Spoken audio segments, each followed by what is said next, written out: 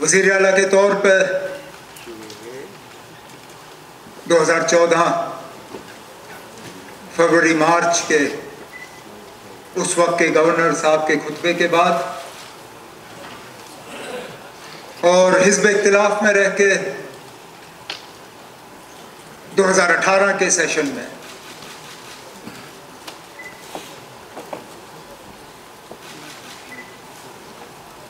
इन 6-6.5 साल के अरसे में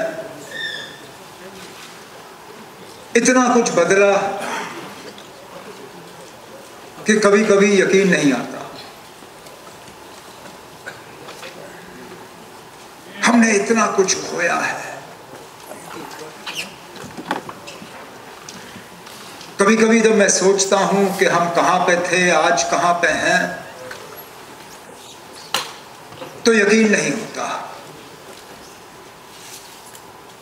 जब मैं पिछली बार इस हाउस में खड़ा था, हम एक रियासत थे,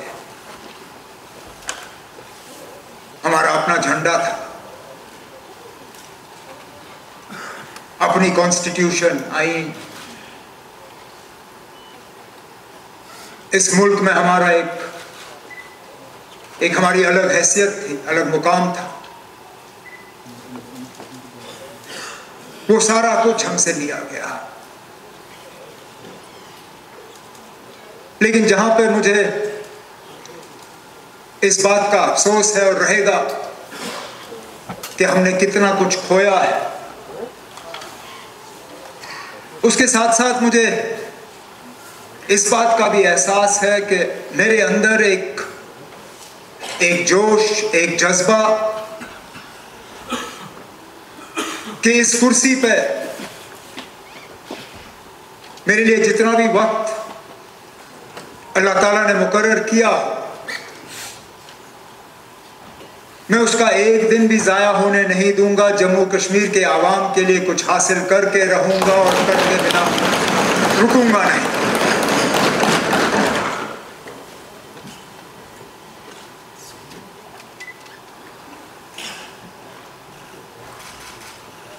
ये पहला सेशन इस असेंबली का वक्त के लिहाज से काफी छोटा, लेकिन एजेंडा और अचीवमेंट्स के लिहाज से ऐतिहासिक, हिस्टोरिक। मैं सबसे पहले तो जम्मू कश्मीर के तमाम वोटरों का शुक्रगुजार हूं जिन्होंने बढ़ चढ़ के इस इलेक्शन में हिस्सा लिया, चाहे हमारे लिए वोट दिए, चाहे किसी और जमात के लिए वोट दिए, लेकिन आए, पोलिंग बूथ के बाहर खड़े हुए, लाइनों में खड़े रहे, अपने कीमती वोटों का इस्तेमाल किया, इस उम्मीद के साथ कि इस हाउस से उनके जज्बातों की तर्जुमानी होगी, उनको इस हाउस से अपनी आवाज सुनाई देगी, हम मेंबरों से उनके मसले और मसाइल का हल होते हुए वो देखना चाहेंगे। मैंने पहले दिन से कहा कि असेंबली जम्मू कश्मीर के आवाम की असेंबली है, यह हुकूमत जम्मू कश्मीर के लोगों की हुकूमत है। बेशक हम नेशनल कॉन्फ्रेंस वाले हैं, हमें सपोर्ट कांग्रेस का है, कुछ इंडिपेंडेंट एमएलएज हमारे साथ इसमें जुड़े हुए हैं, लेकिन यह हुकूमत सिर्फ हमारी नहीं है। यह हुकूमत सिर्फ उन लोगों की नहीं है जो इस असेंबली में मौजूद हैं। यह हुकूमत उन लोगों की भी है जिन्होंने असेंबली इंतखाबात में हिस्सा नहीं लिया या अपने वोट का इस्तेमाल नहीं किया। हमने हर किसी जम्मू कश्मीर के बाशिंदे की नुमाइंदगी करनी है, खिदमत करनी है। हम खिदमतगार हैं, मालिक वो हैं। उन्होंने अपना फैसला सुनाया और उनका फैसला हमारे सिर आंखों पे।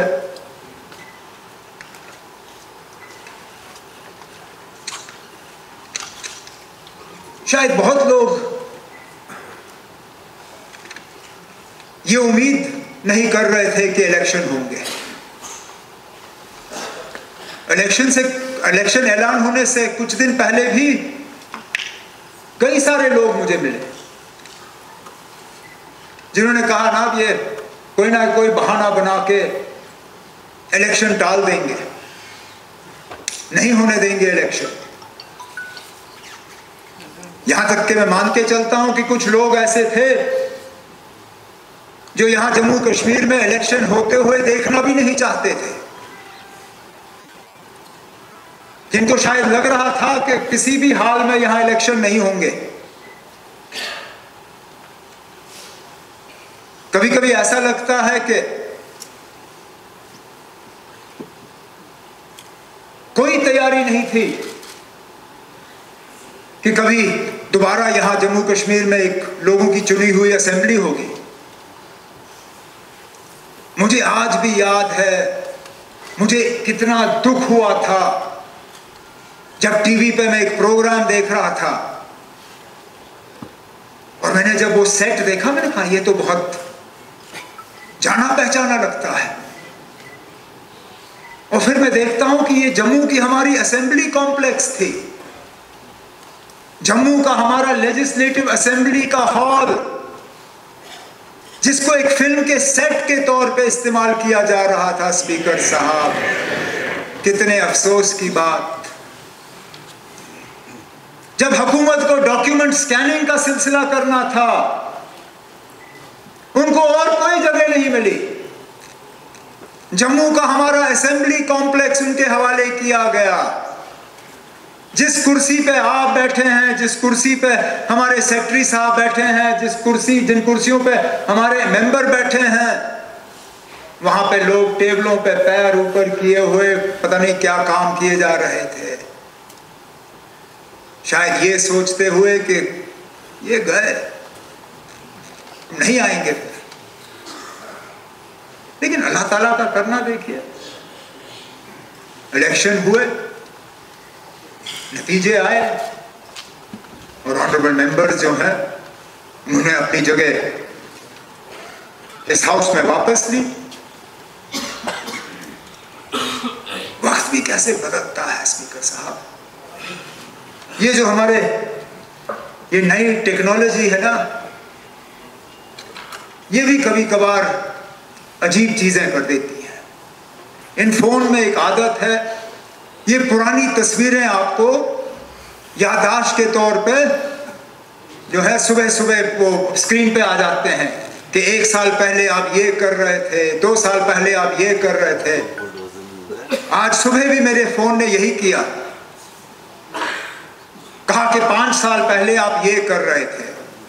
और मैंने जब तस्वीर देखी, मैंने अपने आप को पहचाना नहीं। दाढ़ी थी, जम्मू कश्मीर रियासत का गेस्ट हाउस में मैं मेहमान बना हुआ था, अपनी मर्जी से नहीं। हमारे कई सारे साथी यहाँ SKICC में बैठे हुए थे, वो भी अपनी मर्जी से नहीं। बर्फ पड़ी हुई थी, आज तो सूखा है, 5 साल पहले इसी दिन जबरदस्त बर्फ पड़ी थी। और हमें बेइज्जत करने की कोई कसर बाकी नहीं रखी गई थी उस वक्त।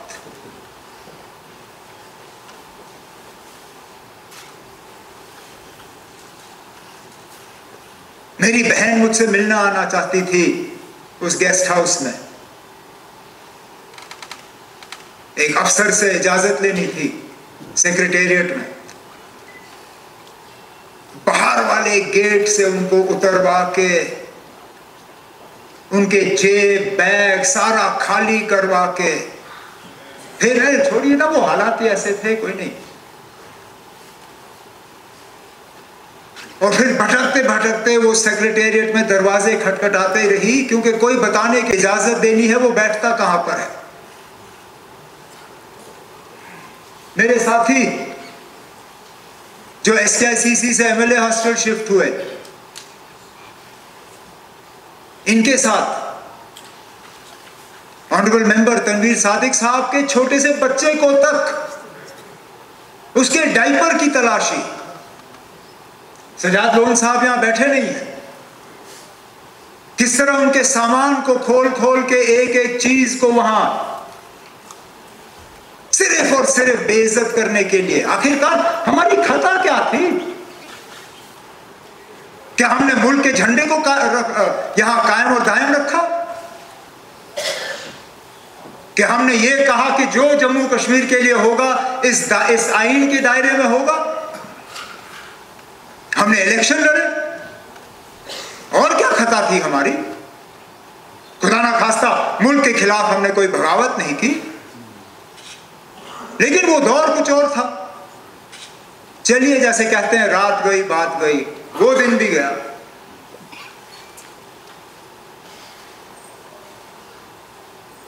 आज एक नई शुरुआत है,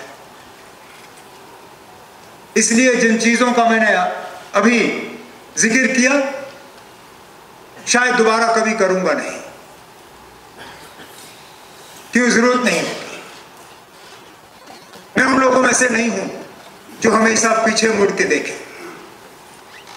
मेरी नजर आगे की तरफ है, मेरी नजर पीछे की तरफ नहीं, मंजिल की तरफ है, और इंशाल्लाह तेजी से मंजिल की तरफ चलता रहूं। मैं अगर खड़ा हूं आज यहां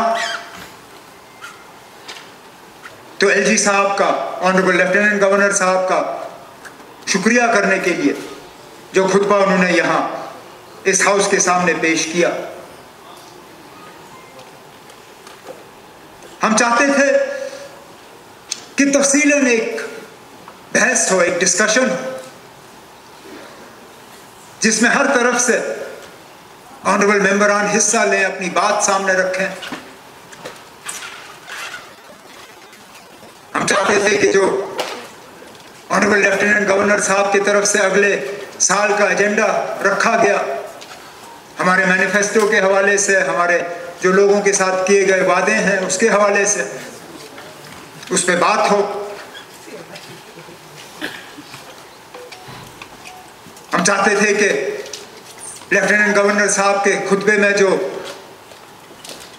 खासकर कॉन्स्टिट्यूशनल सेफ गार्ड्स के हवाले से जिन्होंने जिक्र किया, जो रेस्टोरेशन ऑफ स्टेटहुड के हवाले से जिक्र किया, मैं चाहता था कि उस तरफ जो हमारे ऑपोजिशन के मेंबरान हैं, मैं उनसे सुनना चाहता था कि चलिए, कॉन्स्टिट्यूशनल सेफ गार्ड्स उनको नहीं चाहिए, पता नहीं क्यों नहीं चाहते हैं वो। स्टेटहुड पे मैं उनसे सुनना चाहता था कि उनकी क्या सोच है, क्या इरादे हैं उनके। लेकिन बहस के बजाय यहां हमें ड्रामा को देखने को मिला।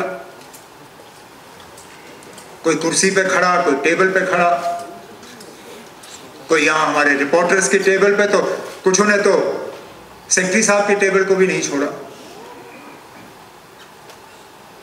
मैं अपनी जगह मान के चलता हूं कि वोटर इन चीजों को पसंद नहीं करता,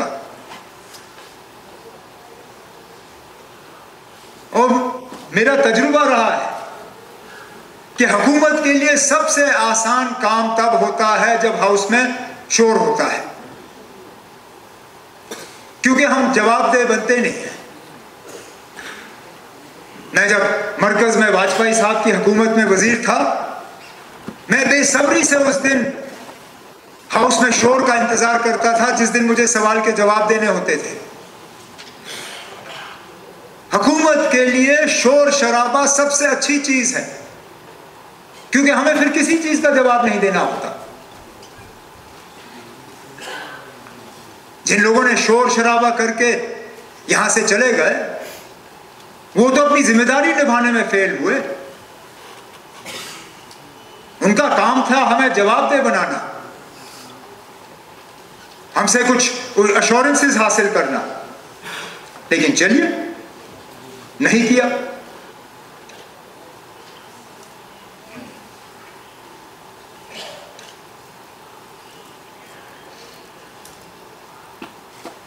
स्पीकर साहब, पिछली बार जब हम इस हाउस में मिले थे, आखिरी बिजनेस जो रेजोल्यूशन के तौर पे हाउस ने उस वक्त पास किया, मुझे और मेरे कुछ साथियों को अच्छी तरह से याद होगा। वो रेजोल्यूशन था जिससे हमारी फाइनेंशियल ऑटोनॉमी पूरी तरह से तहस नहस कराई गई। हमें जो अपने टैक्स लगाने के इख्तियारात थे वो हमसे छीने गए। हमें जीएसटी का वो निजाम जो है हमारे ऊपर ठोसा गया। हमने चीखा, चिल्लाया, एहतजाज किया, शोर किया। मैं उस वक्त उस तरफ था, बहुत कोशिश की कि ना हो। मेरे कुछ साथी जो यहां मेरे साथ बैठे हैं, हमने टेबल थपथपाए, जितना हमसे हो सका हमने किया, क्योंकि हम जानते थे इसका नतीजा क्या होगा। और इसका नतीजा आखिरकार 5 अगस्त 2019 ही निकला, जिसमें जो बचा कचा था वो भी हमसे लिया गया। आज जो लोग यहां रेजोल्यूशन के हवाले से बात करते हैं और बैनर और पोस्टर उठाते हैं, उनको तो पहले अपने गिरेबान में झांक के देखना चाहिए कि उन्होंने यहां इस हाउस में क्या किया था जब वो पिछली बार यहां पे थे। बड़ा आसान है 370 के हवाले से अब बात करना। जब बचाने का मौका था तब क्या किया? जब रोकने का मौका था तब क्या किया? तब तो मिली भगत थी इन लोगों के साथ। तब तो हुकूमत चलाने के लिए ये कॉम्प्रोमाइज लफ्ज इस्तेमाल करते हैं। कॉम्प्रोमाइज करना कोई इनसे सीखे? कब कॉम्प्रोमाइज नहीं किया इन्होंने? चलिए, पहली मर्तबा अल्लाह मगफरत करे उन्हें, मुफ्ती मोहम्मद सैयद साहब को। उनके पास कोई चारा नहीं था तो कर दिया इन लोगों के साथ अलायंस। लेकिन जब 1 साल बाद जब मुफ्ती साहब वफात पा गए और उस वक्त पीडीपी के तरफ से दोबारा कुछ डिमांड्स जो हैं, शराइत रखे गए थे मरकज की हुकूमत के सामने कि हमें और कॉन्फिडेंस बिल्डिंग मेजर्स चाहिए, हमें एजेंडा ऑफ अलायंस प्लस कुछ और चाहिए। क्या मिला? 3 महीने इंतजार कराया हुकूमत बनाने से पहले, लेकिन जब हुकूमत बनी उसी तनख्वाह पे काम किया। तो कॉम्प्रोमाइज आप हमें मत सिखाइए ना। कॉम्प्रोमाइज का नतीजा ही है कि हम यहां पहुंचे। अब ये हमें कहेंगे कि ना आप लोग भी बीजेपी के साथ थे, लेकिन वहां पे, यहां नहीं। इनका मॉडल अलग था। ये वहां बीजेपी के साथ मिलने के लिए तैयार नहीं थे, पता नहीं क्यों, लेकिन यहां लाने में उनको कोई एतराज नहीं था। हमने उल्टा किया। हमने जम्मू कश्मीर के लिए कुछ हासिल करने के लिए एनडीए के साथ वहां हाथ मिलाया, लेकिन बीजेपी को यहां पनपने नहीं दिया हमने। आपको याद होगा राठौर साहब, जब जम्मू में बाई इलेक्शन हुआ लोकसभा का, मैं मिनिस्टर था वाजपेयी साहब की हुकूमत में। उसके बावजूद हमने जम्मू में बीजेपी के खिलाफ अपना उम्मीदवार मैदान में उतारा और जम्मू की सीट से बीजेपी को हरवा के नेशनल कॉन्फ्रेंस का उम्मीदवार कामयाब कराया वहां पे। शायद उसी बात का नतीजा है और उसी बात की सजा हमारे बेचारे रजौरी पुंछ के उम्मीदवारों को दी गई कि जम्मू से काट के उनको अनंतनाग के साथ लाया गया, क्योंकि बीजेपी ने कभी उस हार को तस्लीम नहीं किया। अब हमारे रेजोल्यूशन के हवाले से बात आती है।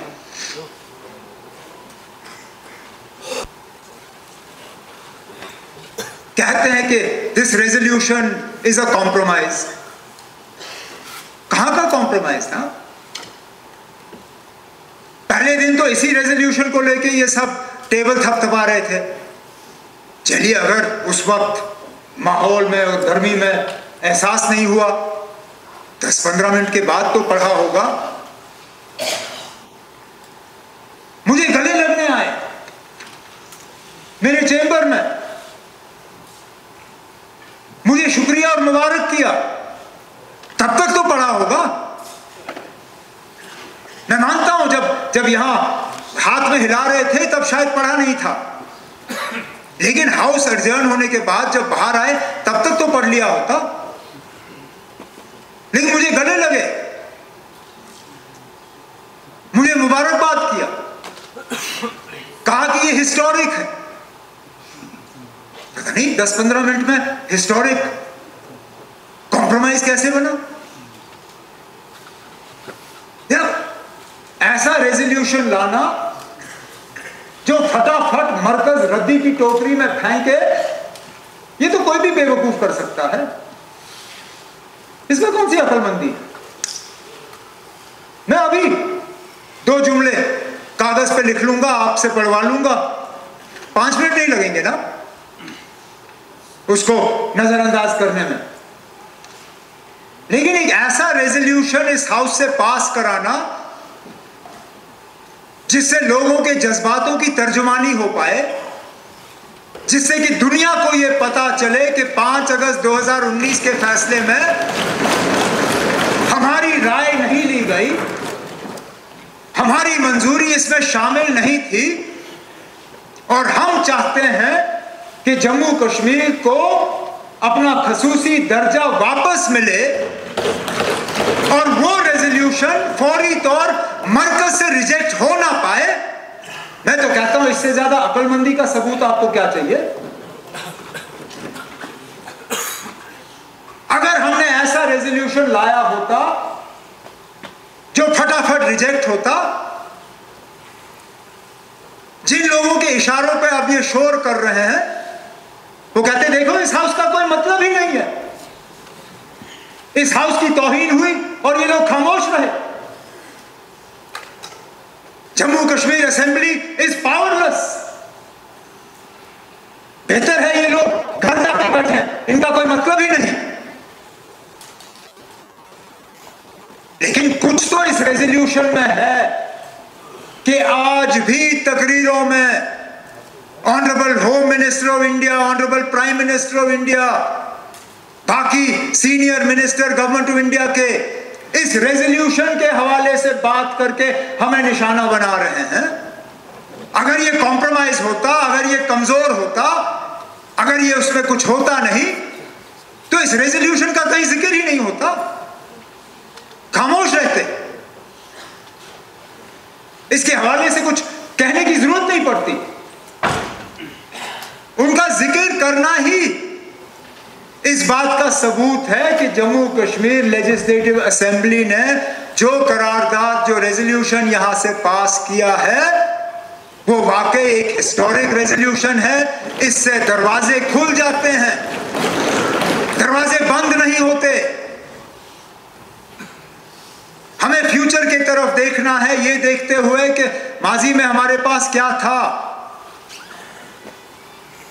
हम कोई ऐसे अल्फाज इस्तेमाल नहीं करना चाहते थे जिससे कि हम कहीं किसी दायरे में बंद हों या हमारे ऑप्शंस रिस्ट्रिक्ट हों।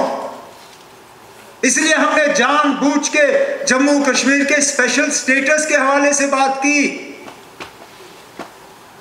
मैं जानता हूं इस मौजूदा हुकूमत से, मरकज की हुकूमत से हमें कुछ खास मिलने की उम्मीद नहीं है, लेकिन ये हमेशा के लिए नहीं होंगे। कभी ना कभी तो निजाम बदलेगा, कभी ना कभी तो हालात बदल जाएंगे। तो हम क्यों पहले ही अपने आप को किसी दायरे में बंद करें और कहें कि हम इतना ही आपसे मांगेंगे, इससे ज्यादा नहीं। इसलिए सोच समझ के हमने अल्फाज वो इस्तेमाल किए में मेरी हुकूमत नहीं होगी, कोई और यहां बैठा होगा और मरकज की हुकूमत बदल गई होगी। उनके लिए एक रोड मैप आगे चौक करना, एक डायलॉग प्रोसेस को आगे बढ़ाना ज्यादा आसान होगा बनिस्बत के अगर हमने अपने आप को एक दायरे में बांधा होता।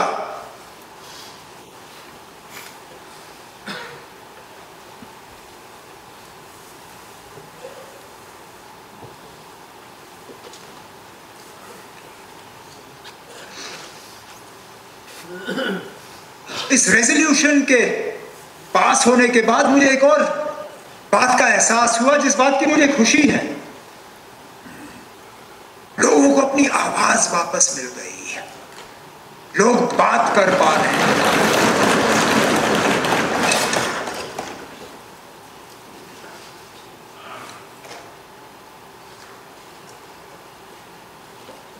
हमें एक घुटन सा महसूस हो रहा था, लग रहा था कि हम बात नहीं कर सकते, अपने जो अंदर के ख्यालात हैं उनको हम बाहर ला नहीं सकते। ऐसा लगता है जैसे लोगों के कंधों के ऊपर एक जो बोझ था, एक दबाव था, वो उठ गया है। मुझे इस बात की भी तसल्ली है कि कई सारे वो लोग जो 5 साल पूरी तरह से खामोश हो गए थे, जिनके कलम चलना बंद हो गए थे, जिनके कंप्यूटर के कीबोर्डों पे जंग लग गया था, जो सोशल मीडिया को भूल गए थे, आज अचानक उनको भी अपनी आवाज जो है दोबारा बहाल करने का एक मौका मिल रहा है।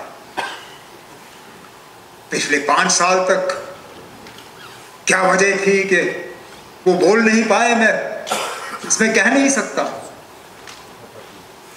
लेकिन अच्छी बात है कि आज कम से कम वो अपने आप को इतना मतलब आजाद महसूस करते हैं कि वो खुल के अब अपनी बात जो है सामने लाते हैं। और जमहूरियत का एक बहुत बड़ा हिस्सा फ्रीडम ऑफ स्पीच है, बोलने की आजादी। अब इसमें आगे और हमें ज्यादा जाना होगा, मैं थोड़ी देर के बाद उस पर भी आ जाऊंगा।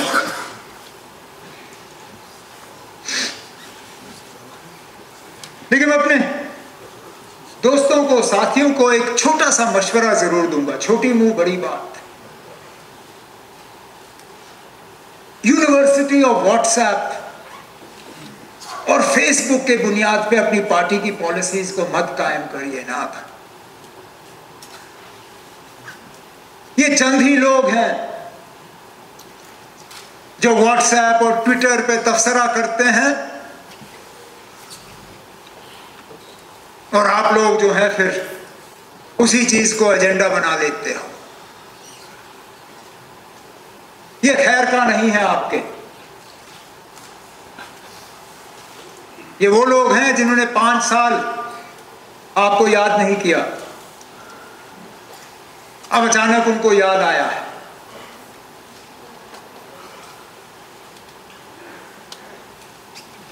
मुझे शक है, बाकी हकीकत क्या है वो यही बेहतर जानते हैं। इस रेजोल्यूशन पे भी जो तब्दीली आई इनके सोच में, वो इसी यूनिवर्सिटी ऑफ व्हाट्सएप का नतीजा है। यही 1-2 फेसबुक पे लिखने वालों के कमेंट्स का नतीजा है। अल्लाह का शुक्र है, मैं ट्विटर पर लिखता बहुत कुछ हूं लेकिन पढ़ता बिल्कुल नहीं। फेसबुक देखने की मुझे बिल्कुल आदत नहीं है और व्हाट्सएप के हवाले से मैं कभी अपने वालिद साहब से सुनता हूं, बाकी और नहीं। तो मैं तो कम से कम जम्मू कश्मीर के आवाम को यह यकीन दिलाना चाहूंगा कि हमारा एजेंडा कोई व्हाट्सएप, ट्विटर, फेसबुक वाले तय नहीं करेंगे। हमारा एजेंडा जम्मू कश्मीर की आवाम तय करेगी।